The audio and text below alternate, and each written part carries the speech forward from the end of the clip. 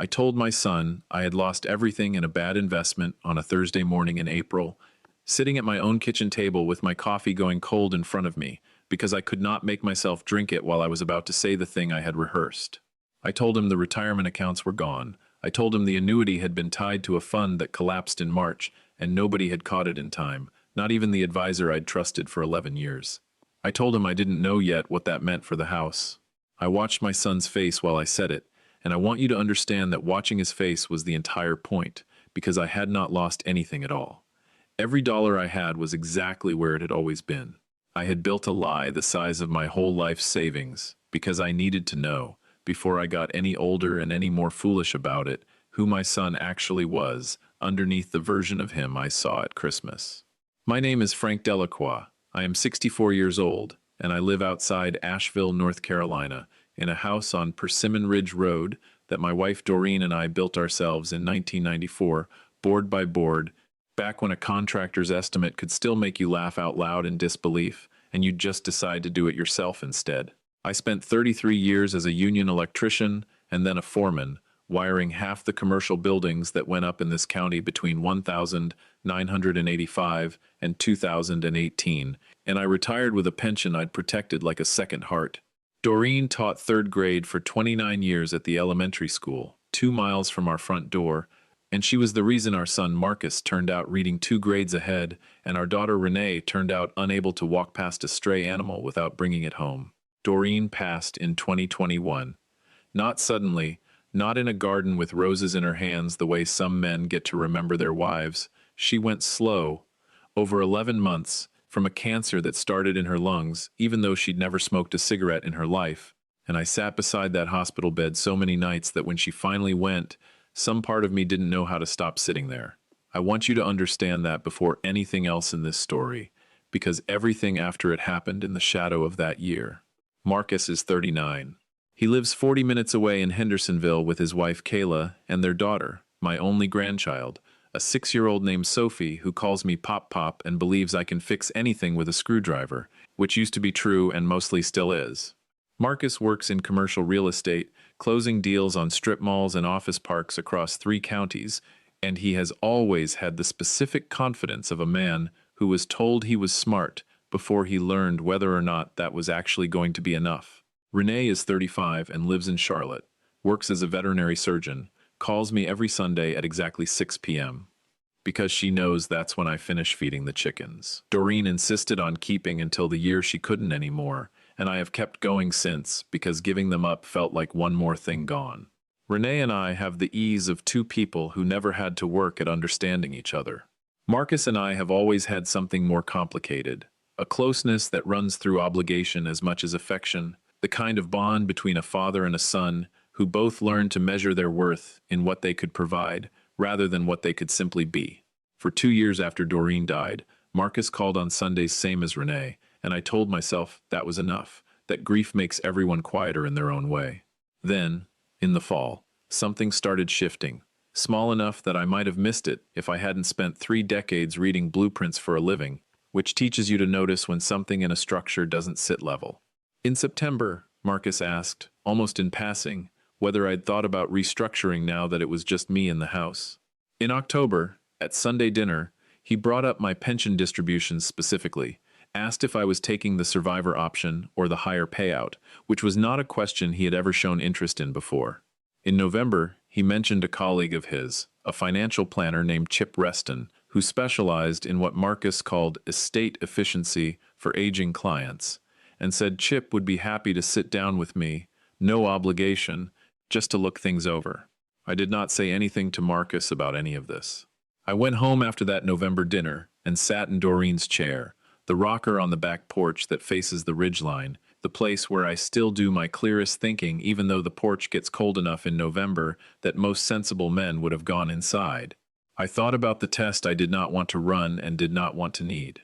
What I wanted, what I had wanted since the morning after Doreen's funeral, when Marcus had hugged me at the door and told me he'd call every day and then hadn't, not for weeks, was a son who reached out because he missed his father and not because he'd noticed an opening. I needed to know the shape of what I actually had, not the shape I was choosing to believe out of hope Before I decided anything about the rest of my life or the house Doreen and I had built with our own hands or the money I'd spent 33 years earning one union wage at a time. The story I built was specific enough to survive questions, but not so specific that a man in real shock would sound rehearsed. A retirement fund tied to a regional bank collapse, the kind of thing that had actually happened to real people, 2 counties over, so it would hold up if Marcus asked around. I told him the advisor had put too much in one basket without telling me, that the account had lost nearly everything, that I didn't yet know if I'd be able to keep the house past the end of the year. I called Marcus on a Wednesday and asked if he could come by Thursday morning before work. He said, "Of course, Dad." And there was something in his voice, a kind of readiness, that I noted and set aside to examine later. He arrived at 8.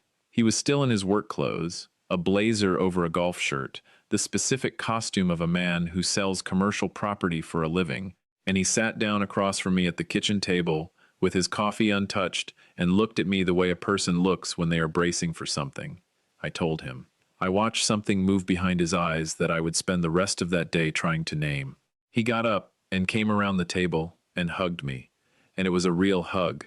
His arms tight around my shoulders the way they used to be when he was young enough to still need lifting, and I felt him shaking slightly, and for one terrible moment, I almost called the whole thing off right there at the table because the hug felt so much like my son that I didn't want it to be anything else. Then he pulled back and said he needed to make a call, that Kayla would want to know, and he stepped out onto the back porch with his phone already in his hand. I sat at my own kitchen table and I listened. The porch door doesn't seal all the way, hasn't since 2003, and I have never fixed it because Doreen liked hearing the birds from the kitchen in the mornings. Marcus's voice came through low and fast, the voice of a man trying to be quiet and failing because what he was saying had too much urgency in it to stay contained to a whisper. I heard the specific words that stopped me in my chair with my coffee cup halfway to my mouth because I had been listening for exactly these words since September without letting myself believe I actually would hear them. He said, "It's gone, all of it, or close to it." A pause. I know, just listen. If this is as bad as it sounds, we need Chip in front of the deed before Renee gets wind of anything. Another pause. Longer. She'll want to sell it slow, get sentimental about it, and by the time she comes around to reality, the market could have turned. If I'm named on the property before anything gets decided, I can control the timeline instead of watching it happen to us. A pause again, and something in me went very still and very cold sitting in that chair. The house alone is worth $420 in this market, maybe more with the acreage, and that's before whatever's left in his accounts. I need Chip looking at everything, today if he can. Just tell him it's urgent. Then his voice dropped into something warmer, something that made my stomach turn worse than the cold part had. "I'll call you when I'm driving back. Love you too." And I heard the particular gentle finality of a phone call ending between two people who trust each other completely, and I put my coffee cup down very carefully because my hand did not feel steady enough to trust with it. Marcus came back inside 30 seconds later. His eyes were a little red, and he sat back down across from me and took my hand in both of his, the way I used to take his hand crossing a parking lot when he was 5 years old, and he said, "Dad, we're going to figure this out together, okay? You are not going to lose this house." I looked at my son. I said, "I know you'll take care of it." And I meant absolutely nothing I said to him for the rest of that visit, which was not a thing that had ever been true of me in my life. Not with this boy, not in this kitchen, not in the house his mother had picked the paint colors for. He stayed another hour, and he was warm and attentive, in exactly the way he had always been warm and attentive, and before he left he mentioned, almost as an afterthought, that Chip really was excellent, that Chip had helped a colleague of his navigate something similar last year, that it might be worth having Chip just take a look, no commitment, just so we understood our options before things got worse. He hugged me at the door, the second hug, and it was real again on the surface, and he told me to call if anything changed. And he drove off toward Hendersonville in the pickup truck he'd bought 2 years ago that I had helped him make the down payment on. I stood on my own front porch in April, with the dogwoods just starting to go pink along the fence line, and I thought about Doreen in that hospital bed telling me, near the very end, that she worried about Marcus more than Renee, because Renee had learned early how to ask for things, and Marcus had learned early how to make sure he never had to. I went inside and called Renee. She answered on the second ring, which surprised her because it wasn't Sunday. She said, "Dad, what's wrong?" before I'd said a single word, because my daughter has always been able to hear the weather in my voice before I describe it. I told her everything, in order. Exactly as it had happened, the small comments building since September, the test I had designed, the phone call through the porch door, all of it, using Marcus's own words as closely as I could remember them. Renee was quiet for a long stretch, not the quiet of shock, but the quiet of a surgeon organizing information before she commits to a diagnosis. When she finally spoke, she said, "He said before I get wind of anything." "Yes," I said. "He thinks I'd want to slow everything down out of sentiment," she said. "That is exactly what he said." A pause. "He's not wrong that I'd want to slow down. He's wrong about why. I'd want to slow down because it's Mom's house, and because you're still in it, and there's nothing to divide yet. Because you're not dead, Dad. You're not even sick." I sat in Doreen's rocker and looked out at the ridge, going purple in the evening light. "What do you need from me?" Renee asked. The exact question her mother would have asked. I told her I needed her not to call Marcus. Not yet. Not until I understood what was actually possible to do about a house, and accounts he clearly believed were more vulnerable than they were. I needed her to keep her Sunday calls going as though nothing had changed, because on her end, nothing had. And I needed the name of a good estate attorney, because the one who'd handled our will back in 2016 had retired to Florida 3 years ago, and I hadn't replaced her. Renee didn't have anyone in Asheville, but she had something better. A veterinary client of hers, a woman who bred horses and had gone through a contentious inheritance fight after her own father's death, had recommended an attorney out of a firm on Patton Avenue named Denise Okafor, who Renee's client swore by, in a way people don't usually swear by lawyers.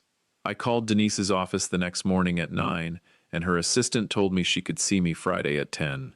I was in the parking lot at 9:40. Denise Okafor was somewhere in her late 50s, sharp-eyed, with a way of listening that made you feel like she was writing down every word inside her own head, even when her hands stayed still on the desk. I talked for close to 20 minutes, and she didn't interrupt once. When I finished, she said, "Mr. Delacroix, I need 2 things from you. First, what does your current will say?" I told her equal, split between Marcus and Renee, drafted in 2016, the house included as part of the general estate. "And your pension and investment accounts," she said, "are those separate from the estate as it's currently structured, or folded into it?" I told her they were in my name alone, always had been. Doreen and I had kept it simple that way from the start. "Good," she said. "Second question.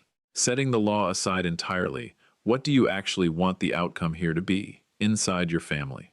I had been sitting with that question since Wednesday night in Doreen's rocker, with the cold coming up through the porch boards. I did not want to punish my son. I want to be precise about that. Because the difference between not wanting to punish someone and not wanting there to be any consequence at all is a difference that matters enormously, and I had thought about it carefully enough to know where I stood. I did not want to act out of the specific kind of anger that feels righteous in the moment and looks like cruelty in 6 months. What I wanted was for the truth of my life to be documented as it actually was, not as somebody was already quietly arranging to have it become. I wanted the house Doreen and I built protected from a plan hatched in a moment of assumed catastrophe by my own son, even though there was no catastrophe. I wanted Renee to know that what I had was hers, exactly as much as it was her brother's. And I wanted, eventually, to sit at a table with both my children and the truth, without Chip Reston anywhere in the room. I told Denise all of this. She wrote for longer than I expected any lawyer to write during a first meeting. When she finished, she looked up and said, "Here's what I want to do first. A full asset inventory, certified, filed, so there is an accurate documented picture of your estate before anyone else has the chance to present a different one. That takes about 3 weeks done properly.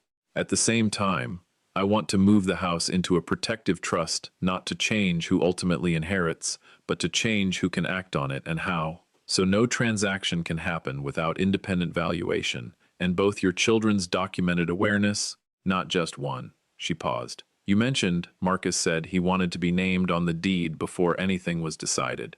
Has anyone actually presented you with paperwork to sign, Mr. Delacroix? Anything at all since September?"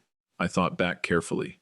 At that same November dinner where Chip Reston's name had first come up, Marcus had handed me a folder before he left, called it Just Some Reading, No Pressure, an overview of estate planning strategies he thought might interest a man my age. I had set it on the counter and hadn't looked at it since. I told Denise this. "Do you still have it?" she asked. "It might still be on the counter," I said. "Please look tonight," she said, "and do not sign anything in it, no matter how harmless it looks." I found it exactly where I'd left it, buried under a stack of seed catalogs. Not quite the harmless overview. Marcus had described a 6-page packet on letterhead from Reston Financial Strategies, professionally printed, and tucked into the back of it, a single page titled Limited Authorization for Account Review, with careful, technical language granting the bearer permission to request full disclosure of investment and retirement account holdings directly from the institutions involved, and a signature line at the bottom that I had come within an afternoon's distraction of signing without a second thought. I photographed every page and sent it to Denise that night. She called me at 8 the next morning. "Mr. Delacroix, if you had signed that page, Chip Reston's firm would have had a legal pathway to request your complete financial holdings directly from your banks, without you present, and potentially before you fully understood what you'd authorized. This was handed to you at a family dinner, as light reading." I sat with that for a long time after we hung up. The folder that wasn't just a folder. Chip Reston, who Marcus had described as a resource, but who was apparently already positioned to move on accounts he hadn't been invited to look at.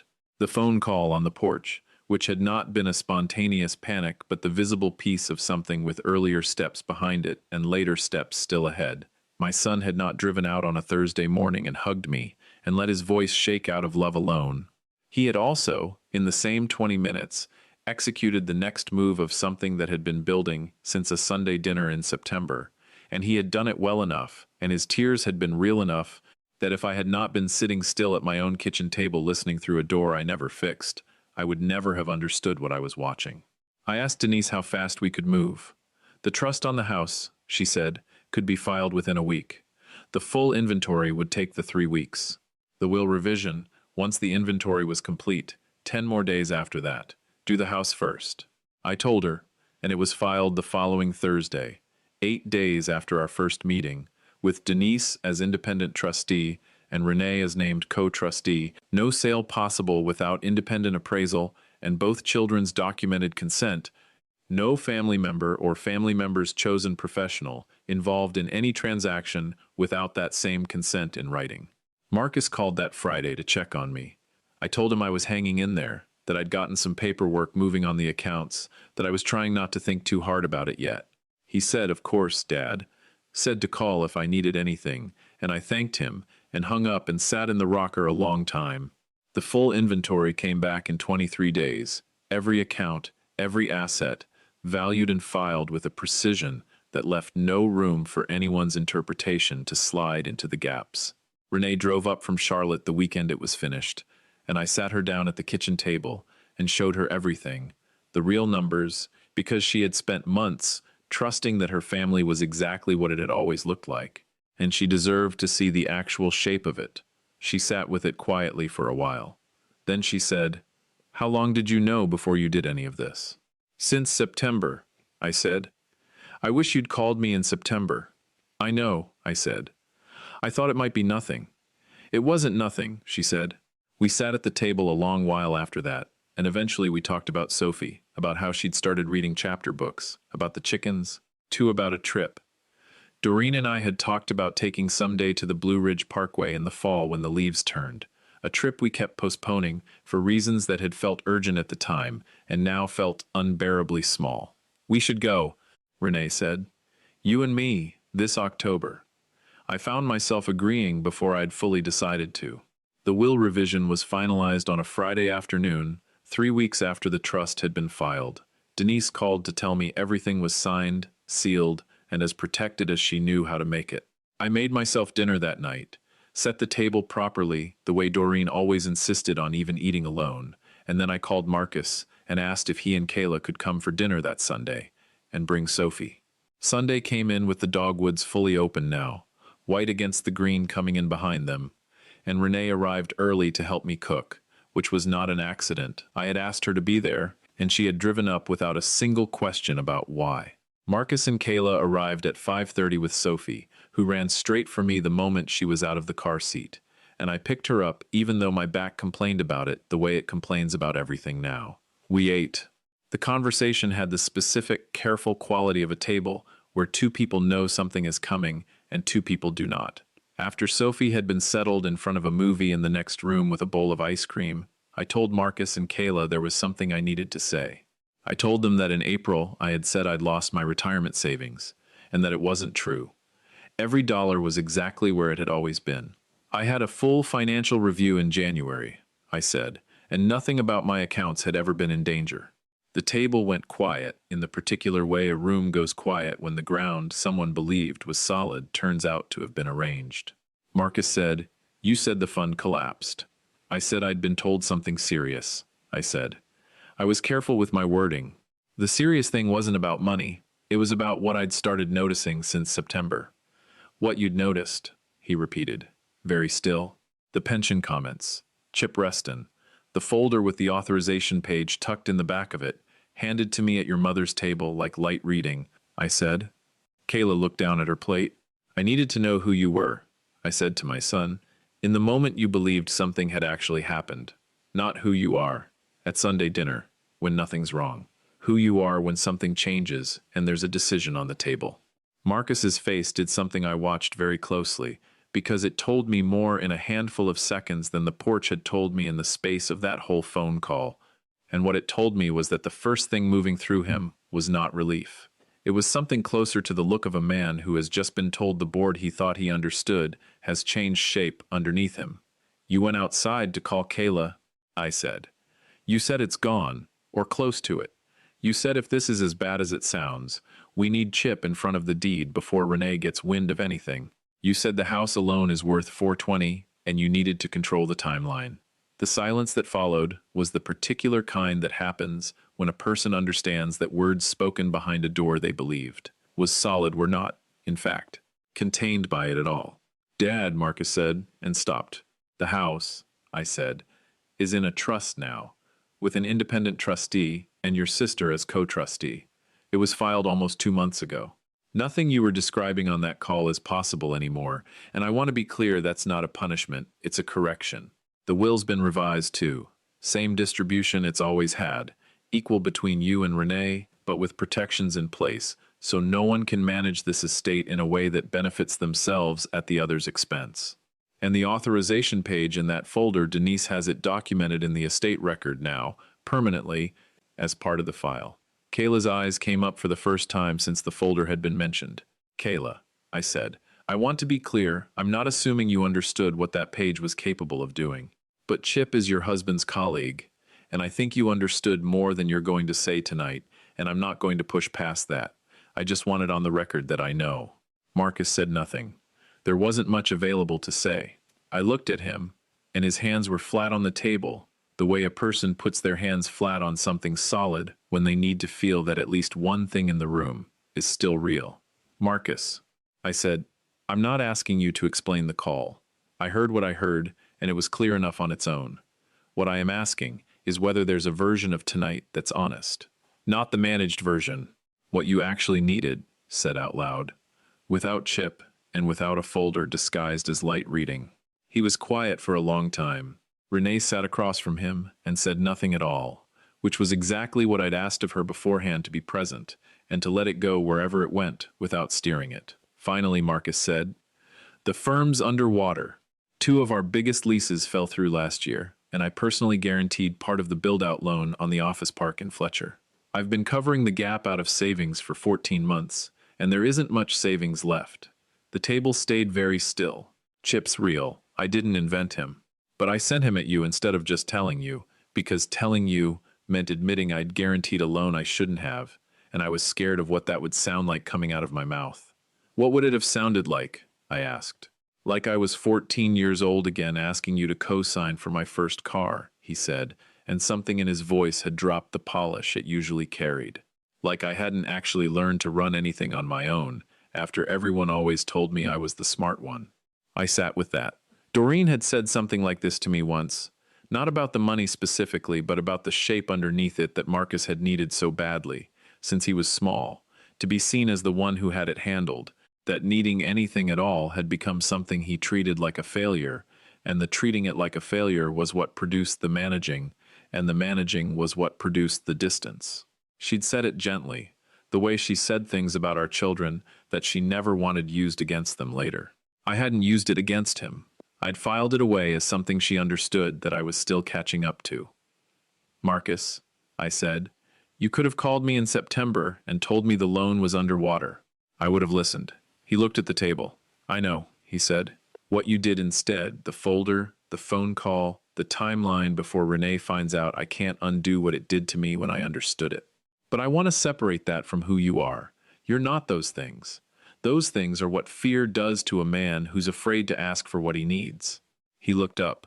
His eyes were Doreen's eyes, the same pale hazel that went almost gold in certain light.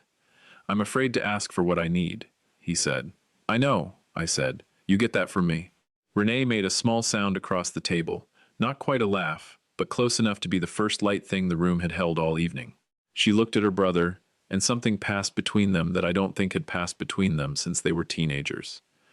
How bad is the gap? Renee asked him directly. He told her the number. She didn't flinch. That's not a gift, she said, looking at me. That's a documented loan, structured properly, with terms, and it comes off his share when things are eventually settled, clean. And Dad knows the whole shape of it starting tonight instead of finding out sideways. I looked at my daughter, the surgeon who had learned to fix things with her hands because nobody had ever fixed things for her. That's one option, I said, looking at my son. Marcus looked at Renee, then at me, then down at his own hands flat on the table, and breathed out slowly. I should have just told you, he said. Yes, I said, you should have. I'm sorry, Dad. I looked at my son, 39 years old, with his mother's eyes and a loan he'd been too afraid to name, and a fear he'd apparently been carrying long enough to build an entire quiet plan around it, instead of simply asking for help with it out loud. The plan had been a bad one. The fear underneath it was one I recognized without any trouble at all, because it lived in me too. We stayed at that table until almost 9. Kayla said very little for most of it, which struck me as exactly the right amount for the position she'd been in, and I found I respected her more for the quiet than I expected to. Marcus and Renee talked about the loan the way they had never talked about anything before, directly, without either of them managing around it. I made coffee at 9 because Doreen always made coffee at 9 no matter who was in the house, and the habit belonged to the kitchen as much as it had ever belonged to her. We drank it and talked about lighter things, and Sophie fell asleep on the couch with ice cream still on her chin, and by the time Marcus carried her out to the truck a little after 9:30, the room had lost most of the weight it had been carrying since dinner started. Marcus hugged me at the door, the long kind, the real kind. I held him back. I didn't tell him it was all right, because it wasn't entirely, and he knew that and I knew it, and some things need saying accurately, even inside a hug. What I told him was, your mother would have had this conversation with you in September. He laughed against my shoulder, the specific broken sound of a grown man crying and laughing in the same breath, and he said, I know. She used to tell me asking for help was just telling the truth about what you needed. I forgot that. Remind yourself, I said. Often. They pulled out of the driveway, and I stood on the porch until the cold reminded me I was 64 years old and had walked outside without a jacket again. I went back in and checked on Doreen's 2 rose bushes along the fence, the ones I'd kept alive through 3 winters of not entirely knowing what I was doing with pruning shears. I sat in the rocker. Renee came and sat across from me on the porch steps, and after a while she pulled out her phone and turned the screen toward me, and I saw a photograph she'd taken years ago, and forgotten she had Doreen at the kitchen table with a Blue Ridge Parkway map spread out in front of her, 3 different colors of pen marking overlooks and campgrounds, a date scrawled in the corner from the fall of 2019. She had a whole plan, Renee said. I found it going through old photos last year and never showed you. I didn't know if you'd want to see it. I looked at it a long time in the porch light. We're still going in October, I said. I know, Renee said. I already found a place to stay near Linville Falls. I sat in my wife's rocker with my daughter beside me and thought about a woman who had kept 2 rose bushes and a map with 3 colors of pen and had raised 2 children who were, in the honest accounting, doing the best they could with what fear and love had handed them, which was imperfect and human and, in the end, more than enough to build something back out of.